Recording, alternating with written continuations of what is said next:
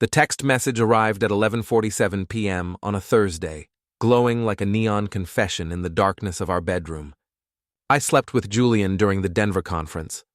My wife Claire's words floated there on the screen, casual as a grocery list, devastating as a cancer diagnosis. I stared at the ceiling, listening to her shower running in the master bathroom. Steam crept under the door like guilt made visible. My fingers moved across the phone keyboard almost by themselves. Hope you enjoyed your time off. The shower stopped.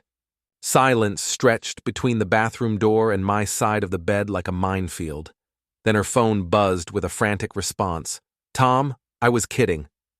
God, can't you take a joke anymore? Yeah, hilarious.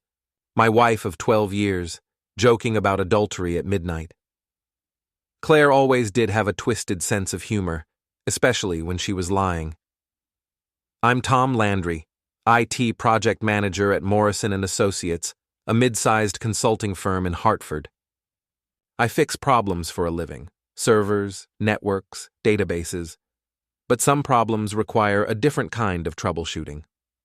The bathroom door opened, releasing a cloud of lavender-scented steam. Claire emerged wrapped in her silk robe, the expensive one I bought her for Christmas. Her auburn hair was twisted up in a towel, and she wore that practiced smile she used on difficult clients. You're still awake, she said, sliding into bed beside me. I thought you'd be asleep by now. Couldn't sleep. Your joke was too funny. I kept my voice flat, emotionless. Tell me another one. She laughed, but it sounded forced. You're being weird, Tom. It was just a stupid text. You know how I get after a few drinks with the team. Right. The team. I rolled over to face her. How's Julian fitting in with the team? Something flickered in her green eyes. Panic, maybe, or calculation. He's fine. Professional. Why? Just curious about the new senior VP. Must be nice having fresh blood in the office. Claire's smile never wavered, but I caught the slight tightening around her eyes. She'd always been good at lying, but I'd gotten better at reading the tells. He's married, Tom. Has 2 kids. Not exactly the type to fool around. Of course not. What kind of person would do that? She kissed my cheek and turned away. Good night, honey.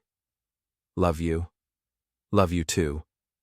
But as she settled into sleep beside me, I was already planning. Claire thought she was playing chess while I played checkers. Time to show her I'd learned a few new games. The next morning, Claire left early for a client breakfast. I waited until her BMW disappeared around the corner, then called my best friend Derek. Bring your toolkit, I told him. We're going to fix a marriage, one broken bastard at a time. Derek Martinez had been my friend since high school, back when we were both working summers at his uncle's auto shop. Now he ran his own security consulting business, which meant he knew things about surveillance that most people only saw in movies. What's the situation? He asked when he arrived at my house an hour later, carrying a black duffel bag. I showed him Claire's text. Derek whistled low. Damn, brother. She actually sent that? Gets better. She's got a second phone. I led him to our bedroom, pulled open Claire's gym bag in the walk-in closet. Hidden in the side pocket was a sleek iPhone I'd never seen before. Derek powered it on. The lock screen showed 17 unread messages, all from Jay. Want me to crack this? Can you? Please. Your wife uses her birthday as the passcode. Amateurs always do. The phone unlocked, revealing months of explicit conversations between Claire and Julian Mercer. Photos, videos, detailed plans for hotel meetups during business trips. My wife had been documenting her affair like a teenager in love. Jesus, Tom, this is comprehensive. I scrolled through the messages, my anger crystallizing into something cold and sharp. She thinks she's starring in her own romantic drama. Time for a script change. What do you want to do? Everything, but smart. No laws broken, no evidence left behind, just good old-fashioned consequences. We started with the basics. Derek installed a GPS tracker on Claire's BMW, while I cloned her office keycard using equipment from my IT department. By noon, we had complete access to her movements and her workplace. Phase 1 complete, Derek said, packing up his tools. What's Phase 2? Intelligence gathering. I need to know their schedule, their habits, their weaknesses. And Phase 3? I smiled for the first time in 12 hours. Public education. That afternoon, I drove to Morrison & Associates and parked across the street from the glass tower where Claire worked. At 5:30, she emerged with a group of coworkers, including a tall man with silver hair and an expensive suit. Julian Mercer looked exactly like Central Casting's idea of a corporate villain, handsome, confident, and completely unaware he was being watched. The group headed to Meridian Bar, a trendy spot downtown where the company's management liked to network. I followed at a distance, taking photos with my phone's zoom lens. Inside the bar, I found a corner table with a clear view of their group. Claire was animated, laughing at Julian's jokes, touching his arm when she spoke. They weren't being particularly discreet. Tom? Tom Landry? I turned to find Samantha Chen from our accounting department standing beside my table. Sam was sharp, ambitious, and had always been friendly in the office. Hey, Sam. Grabbing a drink after work? Meeting some friends? Mind if I sit for a minute? She slid into the opposite chair without waiting for an answer. That's quite a show your wife's putting on over there. What do you mean? Sam's expression was sympathetic but direct. Tom, everyone knows. Julian's been bragging about his conquest for weeks. I'm sorry. My hands tightened around my beer glass. Bragging? He calls her his Hartford trophy. Says she's desperate for attention and easy to manipulate. Sam leaned forward. Look, I like you. You've always been decent to work with. But you should know what people are saying. What are they saying? That you're clueless. That Claire married down and finally found someone more her speed. Julian thinks it's hilarious. I watched my wife across the bar, saw her hand rest on Julian's thigh, saw his smug smile as he whispered something in her ear. Thanks for telling me, Sam. What are you going to do? I'm going to give them exactly what they want. Attention.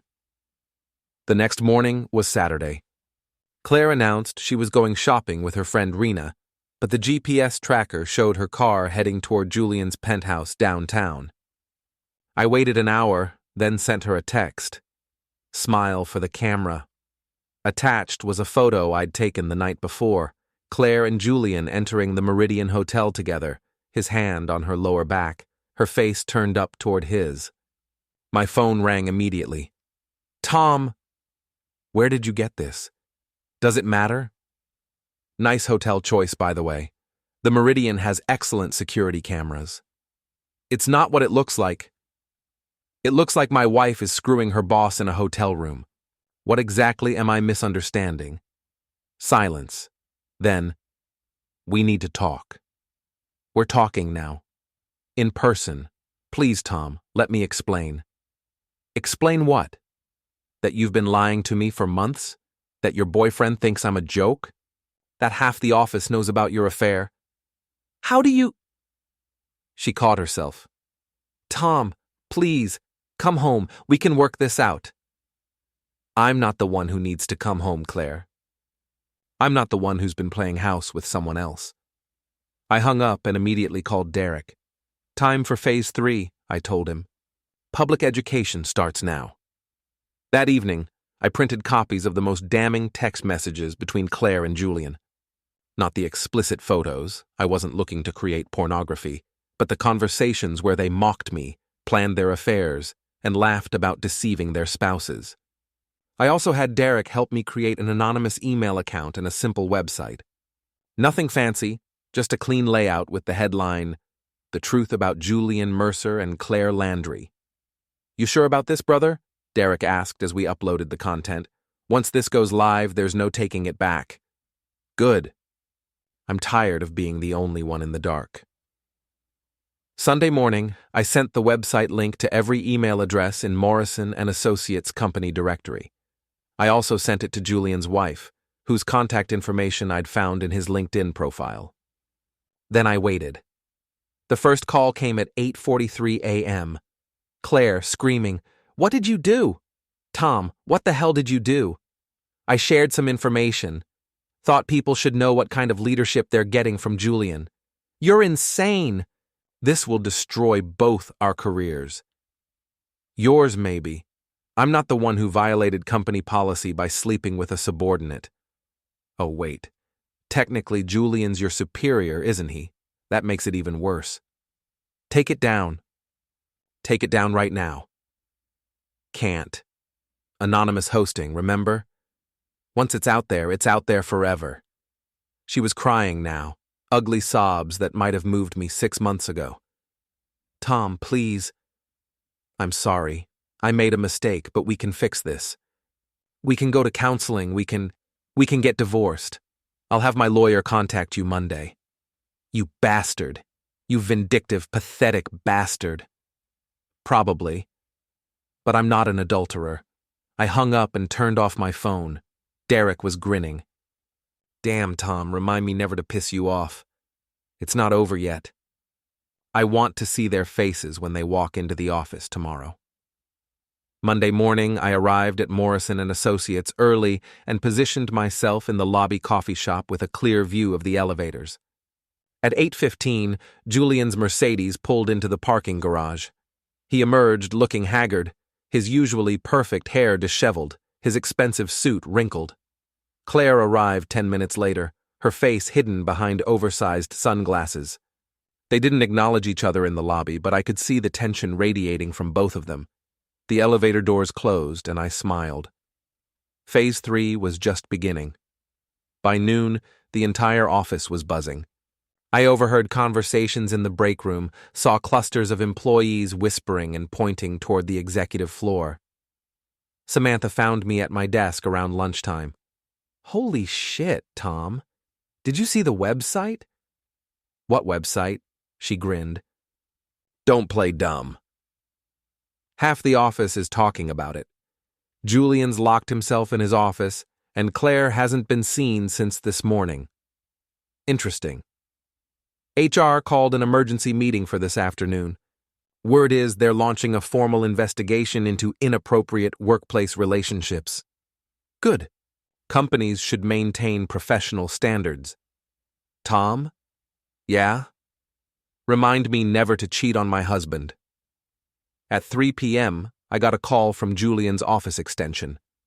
"We need to talk." His voice was tight with barely controlled rage. "I don't think we have anything to discuss." "Meet me at Meridian Bar at 6. "Come alone." "Or what?" "Or I'll make sure you never work in this city again." I almost laughed. "See you at 6. Meridian Bar was crowded with the usual after-work crowd when I arrived. Julian was already there, sitting at a corner table, nursing what looked like his third scotch. His silver hair was perfectly styled again, his suit pressed, but his eyes were bloodshot and furious. "You son of a bitch," he said as I sat down. "You've destroyed everything." "I didn't do anything. I just shared some information. My wife filed for divorce this morning. My kids won't talk to me. The board is meeting tomorrow to discuss my termination. Sounds like consequences." "I hear they're a bitch." Julian leaned forward, his voice dropping to a whisper. "You think you're clever? You think you've won? I can destroy you just as easily." "How? By telling people I exposed your affair? By admitting you've been screwing my wife and mocking me to our coworkers? I have connections you can't imagine. One phone call and you'll be blacklisted from every IT position in the state." I signaled the bartender for a beer, taking my time. "Julian, let me explain something to you. I'm an IT guy. I fix problems, and you've been a very big problem." "What's that supposed to mean?" "It means I've spent the last week learning everything about you. Your finances, your browsing history, your email accounts. Did you know you've been padding your expense reports? Charging personal meals to the company? Using your corporate credit card for hotel rooms that had nothing to do with business? His face went pale. You're bluffing. Am I? Check your email when you get home. I sent you some screenshots, along with copies of everything I sent to the IRS and the State Attorney General's office. Julian's scotch glass slipped from his fingers, shattering on the floor. You can't prove anything. I don't have to. They'll investigate, and they'll find exactly what I found. Turns out, adultery was the least of your problems. I stood up, dropped a 20 on the table, and leaned down close to his ear. Next time you want to destroy someone's marriage, make sure you're not giving them access to your entire digital life. It guys know things, Julian. We see everything. I walked away, leaving him sitting in the wreckage of his arrogance. The final confrontation came Thursday evening. Claire had been staying at Rena's apartment since Monday, but she texted asking to meet at our house to discuss dividing assets. I agreed, but I wasn't going alone. Derek was waiting in his car across the street when Claire arrived. She looked terrible, hollow-eyed, thin, wearing clothes that hung loose on her frame. The confident, manipulative woman who'd been playing games with my life was gone, replaced by someone desperate and defeated. The house is beautiful, she said, standing in our living room like a stranger. I'd forgotten how much I loved it here.